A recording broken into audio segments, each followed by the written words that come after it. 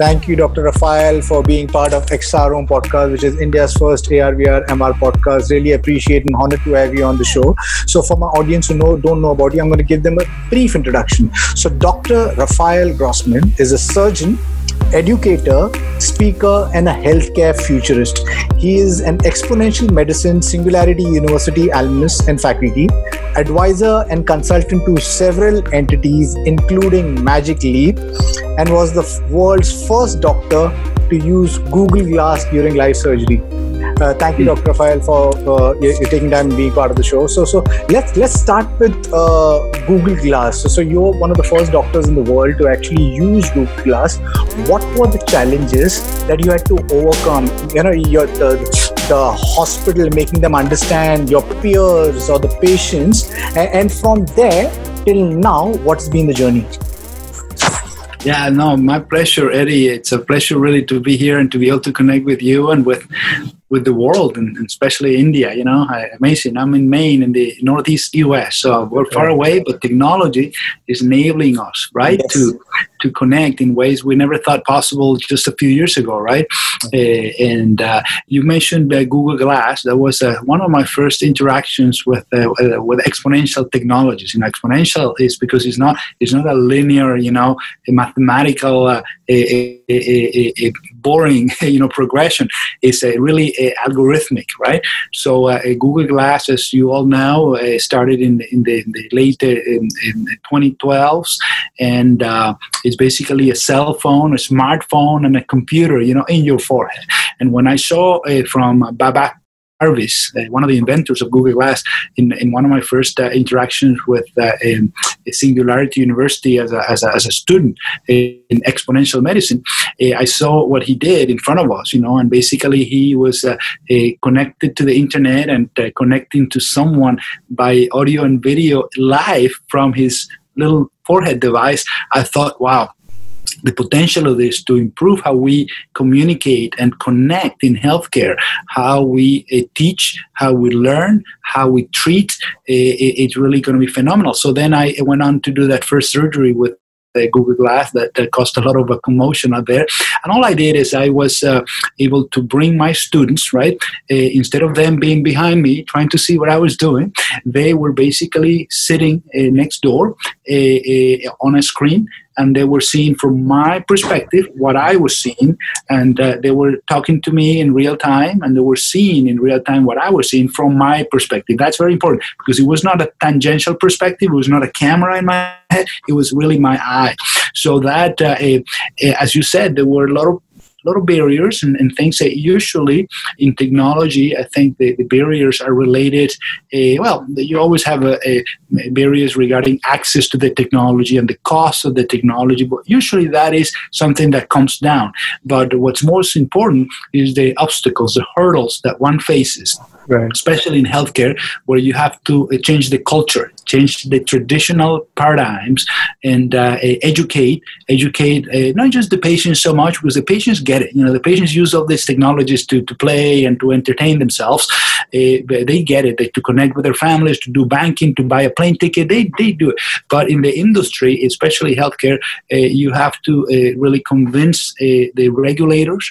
You have to convince the administrators. You have to convince the bulk of the providers, to engage with these technologies that they might use all at home to do all those other things, but they don't see them fit to care for patients or to teach students. And we've gone beyond that. Now Google Glass, I call it the Model T, like in the car, the Model T of AR. Right now, it's only 7 years later, and we are now to devices like the Vario, which is a mixed reality device that is just phenomenal. It's like the human eye, basically human eye resolution, right? The Vario is a device that is, and devices like the HoloLens 2, devices like the Magic Leap that you mentioned.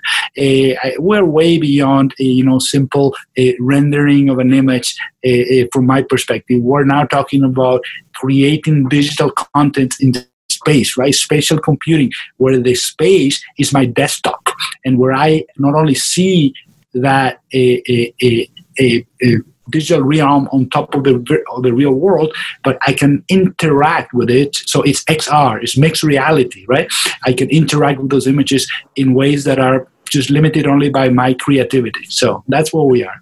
Yeah, right. So I think we're living in a fantastic world, and this stands to revolutionize, like you said. I mean, you're learning, how your students learn. Like you said, I mean, instead of sitting around and trying to peer over your shoulder, they can actually see what you're doing with the help of the technology. So yes, I think we're living in fantastic times, and your journey from 7 years to now, I mean, the technology is growing in exponential space, and like you pointed out to Wario and HoloLens and all of these technologies, I think it's coming together, and I think the future of healthcare looks brilliant now with 5G, which is also coming in, the spatial computing, which everybody is talking about. How do you think this merging of AR, VR, MR with the 5G and spatial computing will revolutionize healthcare? Well, I think it's going to be almost a dream come true. We talk about healthcare, but as you know, what we do is sick care, right? We treat disease, and I think that with technologies like this, we're going to be able to do really healthcare, to teach healthcare, and to do healthcare, from education to diagnostics to treatment. These technologies are going to allow us to build bridges. These technologies are enablers, are bridges that connect us to the digital realm and to the physical realm, to bring together all the players in just without any barriers, improving access to education, improving access to healthcare. We all know, 5 billion people in the world don't have access to safe surgery, for example, or to affordable surgery, right?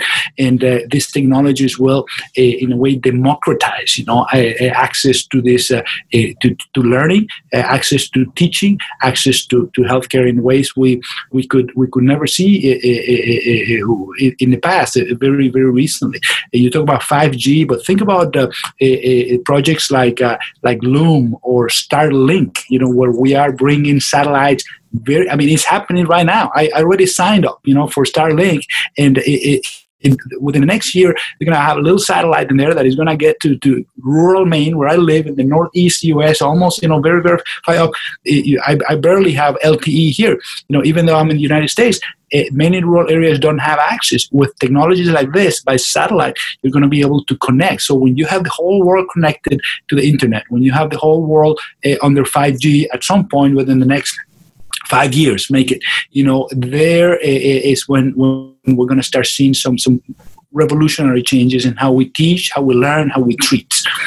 Right. Yeah. So yes, you pointed out. I think we're living in an exciting time, and Starlink, Loom, and so many other players who coming together. And I believe that internet is the place where education is available free, and that the access of internet to the rural areas, there'll be this huge population which is overlooked, can create transformation. So yes, I personally am extremely excited. So can you share your journey from 7 years of experimenting with this technology, which has been in a nascent stage, and now you can suddenly see that it's actually taking shape and form with the help of the converging technologies? What have been the learnings, and what are the things that you have learned, like the pros and cons of experimenting with immersive technologies? Well, I think that a general learning for me has been the fact that you have to many times use that concept of the creative destruction, right? You have to sometimes, when you innovate, Eric Topol said it in his book, years ago, the creative destruction of medicine. Sometimes you have to destroy the traditional, paradigm to in a creative way, right? So to bring up a new order. I think that this is one general teaching that I've learned. And the other thing is that you have to be an innovator and change paradigms, or at least push the paradigms. Is that you have to sometimes have a as Nicolas Negroponte, the founder of MIT Media Lab, said about Venezuelans. I'm from Venezuela originally. He said, we have a healthy disrespect for authority. So we have to sometimes ask for forgiveness rather than for permission. Sometimes you have to do things when you think things are right, especially in healthcare innovation realm, to do things that you think, if you don't do them, it'll take years for them to be done. So when I did the first operation with Google Glass, that was the case, and I asked for permission to all the players, but the permission from my administrators, for example, it didn't happen until way after it was done. So I asked for forgiveness, and I said, I had to do this because this push, that was the first AR device in the market in a way, and look at us 7 years later, we are way, way out there, right? And I think that helps us integrate those devices to healthcare, where now it's not, VR and AR and XR for playing and for music and for entertainment and for sports. But now, you have it in healthcare in a very realistic way. You have lots of companies, lots of players in the VR, AR, and XR healthcare market. Right. So yes, I think the future generation of healthcare professionals will be thanking you, because I think we need these rebel change makers, because of people like you who have taken the risk 7 years back, which was unthought of at that point in time. But right now, like you said, people, larger audience, larger number of doctors and hospitals are understanding the importance of leveraging exponential tech. Could you run through some of the use cases or something that memorable surgeries or something that you have done leveraging immersive technology to audience? Yeah, listen, starting with that first operation I did with Google Glass, a simple operation that then was broadcasted, not live, but then to my friend, by my friend John Nosta in Forbes in an article that went viral after a couple hours. To then a year later, for example, my good friend Shafi Ahmed was able to connect 16,000 students all over the world in a live surgery using Google Glass. To then a couple years later, he and his team did a 360-degree live streaming of a surgery, and that was seen by 53,000 people all over the world. To things that we've been doing in regards to doing teleconferencing with the XR avatars in real time, basically bringing people from all over the world to your digital space and being able to interact with a common digital content in a digital room. That's what Beam technology is doing, BEAME, Beam technology here in the US. It is fascinating because, we're going at such accelerated pace. For example, we use in our clinic the Google Glass technology to see patients. We have scribes, medical scribes, who are not physically in the room with us. They're sitting somewhere else. They were sitting in California, in Malaysia, in India. So every time I'm on call for the clinic, for the outpatient clinic, I come to the clinic myself with a Google Glass, and then you will have a scribe seeing and listening everything I'm doing, and that scribe is talking to me and showing me the medical record, and is seeing everything and is documenting everything in the computer. So at the end of my interaction with the patient, I just go to the computer and basically review everything in the medical record and sign and go to the next patient. So that technology is paradoxically, right, getting me closer to the patient. People talk about technology separating us, right? Technology is actually making us closer, because now I can talk to you looking at your eye, not distracted by technology. I'm not in the computer, talking to you. I'm actually, interacting with you empathetically, human to human, humanizing medicine by the way of technology. So I think that's very, very important too.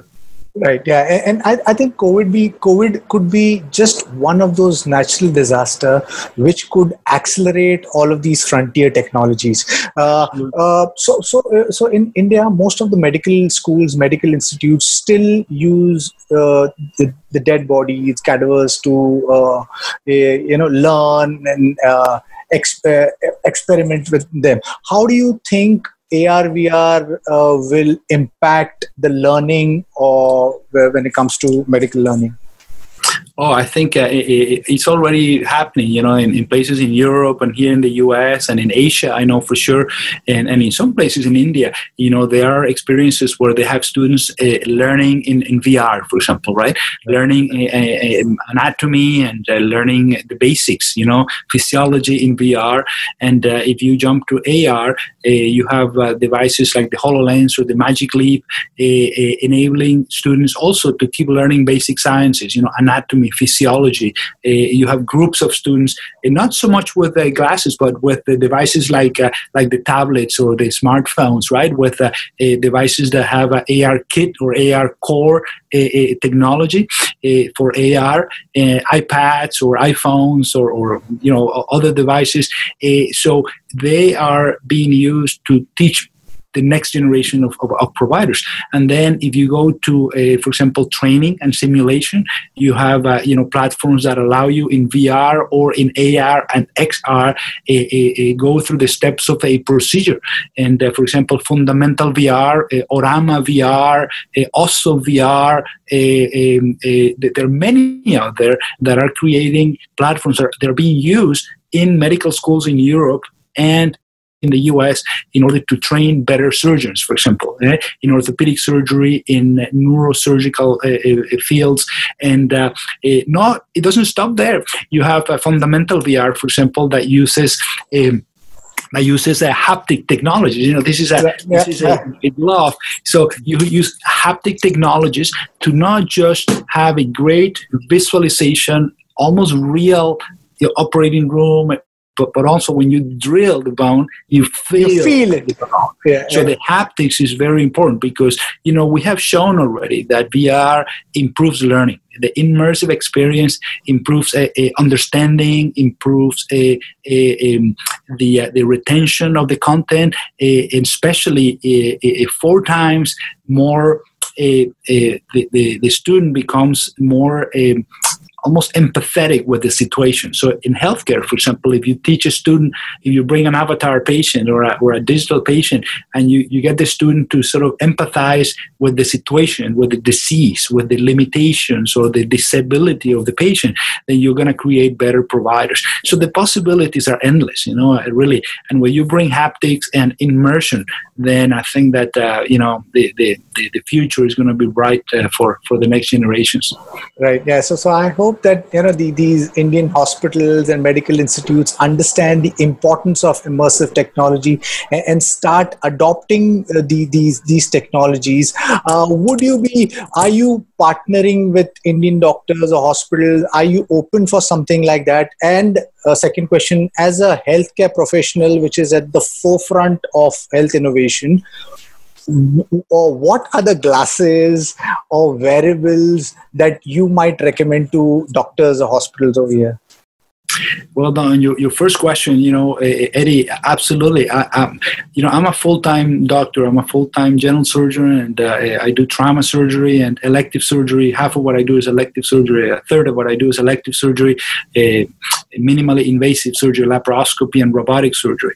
So I have a full scope of clinical practice, but because of that, I feel that it is my responsibility to not just be an educator like we are. We have students that rotate with us, but also to out there in the world. When I saw the potential of platforms like TEDx, that I've done a few TEDx, or being in podcasts, or going around the world giving keynotes, for me, it's fun. I love it. But it's a responsibility, because if we as providers don't engage with the public out there, outside of healthcare, or the creators of content, and help them shape and give them feedback on the platform or the app, who's going to do it, right? So we live the trenches. We know the system. We know the problems. We know the frustrations. We know how bad how bad healthcare is. And to fix it, we need to have good solutions by the smart use of the technology. So I'm always available as a resource, and I do some advisorship and consulting. Some of it is formal, as part of the company. Most of it is informal. I always like to go places and talk to people and convince people that this is the way to go. And in regards to what platforms, I think that, from Google Glass, which is still a valid platform in the enterprise and is growing very fast, it's not dead like a lot of people think, it's dead for the consumer, to devices like VR devices like Oculus, the Oculus Quest, for example, or devices more at the high-end enterprise, because Oculus Quest is almost like a consumer level device, right? That could be used in the enterprise. But you have the Vario device, which is definitely, the Vario 1 or 2 or the XR2 are devices that are for the enterprise high end. You put the Vario on, and it's almost like you're looking through a window. It doesn't look like virtual reality. It looks like real world. Two devices like the Magic Leap, which is going to the enterprise now, and HoloLens 2. Those devices are probably the main ones out there that you have devices. Obviously, I shouldn't forget the Vuzix device, the Blade. The Vuzix is a set of glasses. It's almost like a next generation Google Glass that is phenomenal. It's a computer, a smartphone right on your, on real glasses, and you talk to it, and it's just phenomenal. It's the way to bring in the digital world to you. I think that, time will tell. There's always a new one out there. There's always a better one, a new edition. But I don't think it's a device. The device at the end is really the idea of how to bring that digital world to us and interact with us. Because the devices at the end will be, you'll have one of the companies I advise is InWith Corp. InWith is basically they have a patent for a circuitry embedded hydrogel, a smart. Imagine a contact lens with a circuitry in it. You put as a contact lens, and then you can see AR, or you can measure your vital signs. So you can, anything is possible. The circuitry you put in the hydrogel, and you put in your eye. So imagine the possibilities out there. So this is the future, So the device itself is not really that important. It is important now because there are not too many, but in the future it's going to be like, which smartphone do I buy? I buy Samsung or Google or this or iPhone, or is all going to be the thought of the technology out there and how to interact with it, what matters. Right. Yeah. So I think, yes, obviously you pointed out about these lenses. I'm super excited about that. And I think technology is going in exponential space. But yes, I think the importance of keeping the human in the equation, I think, is the most important thing. Like you earlier you were mentioning about, how VR can get, these students, medical students, to be more empathetic towards their patients. In India, there is there is this. Earlier we used to, equate the doctors being the gods. I mean, that's how we Indians are. We've always placed them next to God. But things are changing. I think the economic system has corrupted the doctors, and things, empathy and compassion needs to be bought in, because I think more than ever, I think this situation, COVID situation, has made us realize the importance of a doctor. But yes, I think if that compassion, empathy comes in, there'll be more connection between a doctor and a patient. In India, we have a large number of people who still lack basic healthcare facilities. Do you think technology will play a role in providing healthcare for all? Absolutely, Eddie. I think that we have seen it already in the last few years, with the advent of even from cell phones, cell phones and then smartphones, where you have people in Latin America, in Central America, in Asia, in India, people with who, sometimes don't even have power, electricity, or water, or toilets, toothbrushes, but then have smartphones. And then that smartphone is connecting them with the world to do their banking, to do their commerce, to do their healthcare, to get reminders, to get basic testings, or you have a lot of creativity in regards to, how to, for example, their project in Africa and India, looking at people's retinas, with smartphones. And you have a local health clinic with a local basic health healthcare provider, who can then be connected to a doctor in the big city or anywhere in the world, and you can have images of the retina, and that image can be sent, to a provider in the capital, or a provider in the city, whatever in the world, an expert in retina, and they can tell you a diagnosis immediately and how to prevent that disease, for example, from progressing. And, from women's health to child health, I think that technology is opening the floodgates, for access to healthcare, from smartphones to then technologies like I'm seeing right now, smart glasses, head-mounted displays. There's a company called Proximi AR, for example. Proximi is based in the UK, and Proximi, their platform functions with very low bandwidth, even 3G, it works, and you have a doctor in his office, an expert doctor, a surgeon, right? And he is in a computer with a camera and the software. So the surgeon puts their hands, and then the surgeon, the not so expert surgeon, anywhere in the world, and they have done this for a few years now. This is not proof of concept. This is being used. You have the surgeon and his team, right, operating on a patient, and they have a big screen in the operating room, and that big screen is filming their surgery. So on the big screen, they see their surgery field, but then suddenly in that surgery field, because of the software from Proximi AR, you see basically the surgeon's hand, right?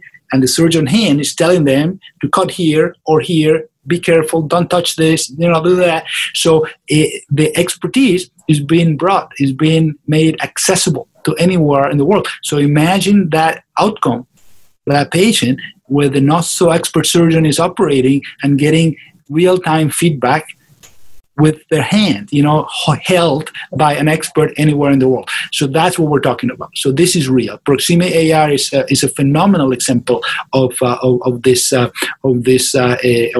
possibilities. Right. Yeah. So I think there are some fantastic startups who are doing some amazingly brilliant thing. So through your 7-year career, what do you think have been the problems with the hardware or wearables that you have used, and what would you like to convey to the builders of these technologies? If they do that, will create better solution? Well, I think that an important message is, as I said before, I think that you need to integrate not just the user, but also when you talk about healthcare, you need to integrate the providers that are clinical, that are in the trenches, living the problems. What are the questions that you want to solve? We have the problems, we have the questions, and we might have some answers. But I think that it's very important to get healthcare providers, like many out there, like me, like many others out there, not too many, unfortunately, who are willing to just put aside their doctor's hat and become also a little bit of geeks, because we understand that technology, if you use it smartly, in a wise way, it can solve most problems, but you have to use it smartly. So I think that I would say, engage with medical providers if you are trying to solve medical problems. And that is one way, not just think about the user and how comfortable and how expensive and how good it is and this or that, but then in the very early stages and along the ride, you need to bring the medical providers that know the problems, that know the frustration. We live in this difficult world of healthcare. We have to, it is not nearly as good as people make it think. Healthcare, we are healthcare for you. All those messages, marketing messages out there, under that is the true reality of healthcare, lack of access, the unaffordability of healthcare, the management by the insurance companies, the pharma dark secrets, all of this, and then the integration, the EMR, that the electronic medical record, that is really a disaster. We've had 15, 20 years of electronic medical records that should have improved outcomes, but they haven't. Because now we're focused on the computer and we forget about the person. We have to bring the person back. And instead of being in the computer, 10% of the time, with the patient 10% of the time and 80% of the time with the computer, then it should be the opposite. I should be with the patient 80% of the time and the computer, right, very fraction of the time, or bring the computer with me. I think that's a message. Right. So there is this reactions from the doctors or the hospitals that maybe technology might take their jobs away. What are your views? Well, I think like with any technology, that's certainly going to happen. But I think that is not the doctor's job. It's the doctors who don't engage with technology. Those doctors are going to be out because, it's pretty simple and it's pretty obvious that technology helps and enables us. Anywhere in the world where you go, technology is helping providers. And if you want to be a doctor that a pen and paper and you're the god and no one talks to you and you guide therapy, those times are gone. And from that to using technology, the doctors who don't engage with technology to care for their patients and to teach their students, those are the doctors who are going to disappear. And certainly you hear about machines and robots taking our jobs. It will happen to some degree, but what happens is that the doctors will have more time to then be humane and human, and rather than you being focused on objective quantification or calculation or what drug is better for, then that stuff is going to be left onto the computers, and that's going to allow me to have more time with you and to hold your hand or hug you or cry with you or laugh with you and be more humane, because we need to create a generation where it's not the intelligent, the smart kids who go to school for medical school, is the kids that have the EQ, right? The emotional quotient, the emotional intelligence. Those are the kids that we need to train. We need to train doctors that are emotionally and empathetically capable to be better physicians, to be better healers, and the technology will take care of all the other stuff that we now have to remember or check our little books or the drugs or all that stuff, leave it to the computers. They're much better at us, but they can never do what we do by empathetically connecting with, with another human. For now, at least. Lovely. Doctor, what a note to end on. Thank you. It was a pleasure and honor to have a conversation with you.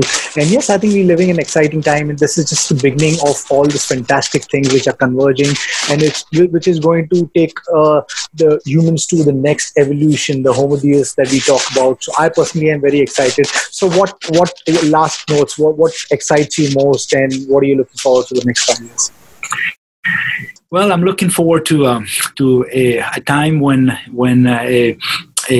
everyone has connectivity, when at least for healthcare and education, that connectivity allows us to connect and communicate better at a human-to-human level. And I think that we already have, and will even more so have, the tools to, if used wisely, improve everyone's life. I think that it is shameful that 2/3 of the world don't have the basic needs in regards to, for example, healthcare. It is shameful, and we need to change that. And I think that times are coming when that connectivity, enabling that connectivity, and with people who is really thinking smartly about how to use technology to engage and help those people. I think that times are coming when the world will be a much better world, hopefully. Lovely. Thank you, Doctor. And I think, yes, a revolution is waiting to happen, because there are so many people around the world who are asking questions. Inequality is growing. Close to 1% of the global population owns 90% of the entire global wealth. The inequality is creating a huge divide. And you said rightfully, there's a huge population in a world lacks basic healthcare, basic education.